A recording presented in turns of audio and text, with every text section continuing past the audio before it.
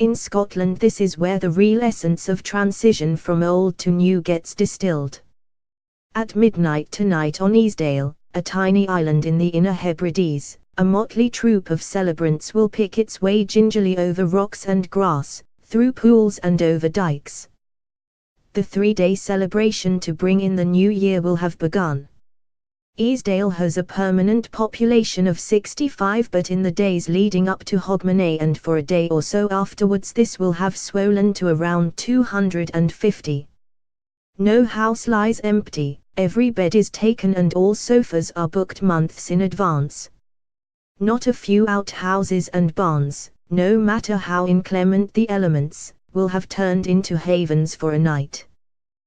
This island-wide massed first footing will pick out only those dwellings whose outside light is left on.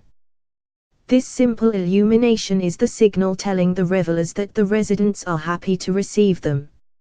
Around 15 to 20 are normally expected to do so. The tour of the houses will start with a core group of islanders and then build steadily to a small throng, taking on fresh participants en route.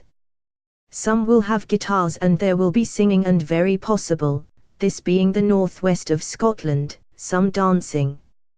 It will end only when the last person standing decides finally to retire. This can be anywhere between 6 a.m. and 9 a.m. Bottles of whiskey will be handed over and a few lumps of coal, shortbread too, these being the ancient currency of a Scottish northeasterday. In a select group of houses something more exotic may be waiting. In the preceding autumn, when the brambles are in season, they will be picked and then fermented for a few months until a sweet and punchy elixir is produced and ready for consumption on this night of nights.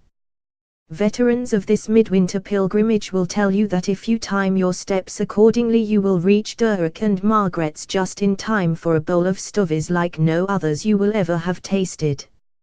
Around 3 a.m. is the target. At lunchtime tomorrow a grand football match will take place 2 days after the ancient tribal conflict kicked off in Glasgow.